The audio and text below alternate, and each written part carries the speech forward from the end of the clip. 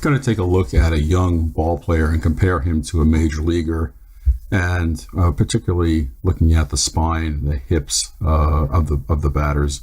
Going to basically ignore other portions of the swing, just concentrate on those features.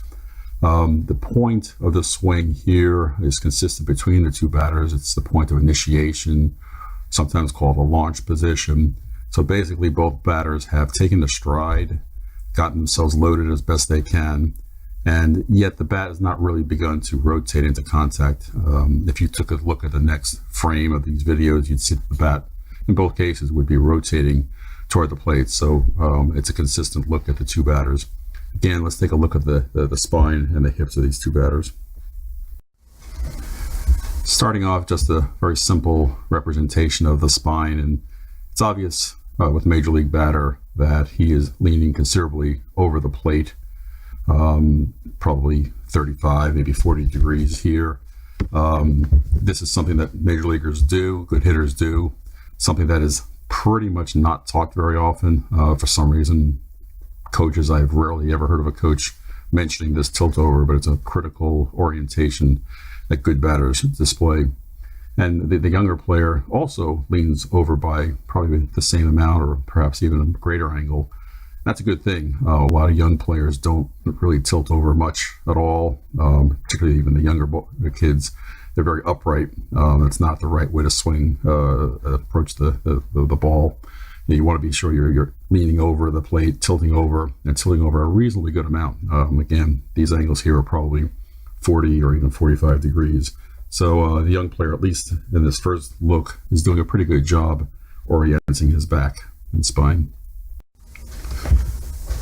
However, this is showing two other attributes. The blue line is showing the shoulder line of both batters. The shoulder line is perpendicular to the spine up near the neck, and it runs through the shoulders. That's why it's a shoulder line.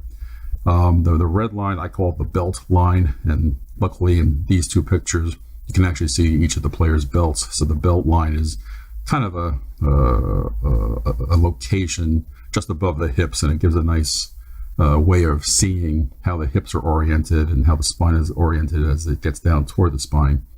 And it's pretty obvious that there's a difference here. The shoulder lines for both players is about the same. They both look good relative to their spine angle, but the hip line is quite a bit different. The hip line on the major leaguer is angled at pretty much the same angle as the shoulder line. So those two lines are close to being parallel.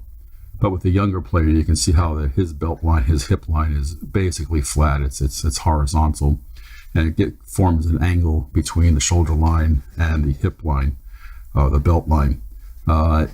With a major leaguer, that's a pretty consistent thing you'll see from almost all major leaguers. And if you think about how the swing would progress from this point forward, the hips rotate, the torso rotates, and the back gets rotated. Having things aligned will wind up giving you a much more efficient swing. You can kind of imagine the player on the left turning it from this point out, and it's very clean rotational motion. With the player on the right, he's got this sort of angle between the two ends of the rotation. A lot of times that forms some sort of a pinching motion or inefficient rotation. And if nothing else, I always look at if major leaguers do what is done on the left, well, that's probably the right way to do it. So that's something that the younger player probably is not aware of, but something that he should probably work on. I will. The reason that he has this orientation, if I was a little more accurate with the spine, the player on the left, major leaguer, he kind of has an arched back spine. Sometimes I think about my mom telling me to sit up straight when we were eating dinner. That's kind of what he's doing. He kind of arches the back a little bit. He kind of pushes the hips to the right, and he gets this kind of slightly arched back, which leads into the angled hip line, the angled red belt line.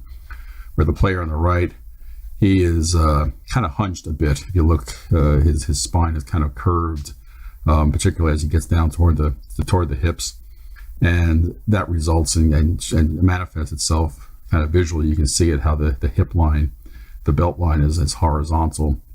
So while the boy on the right is doing some things fairly well, he's not going to be positioning himself for a most efficient swing.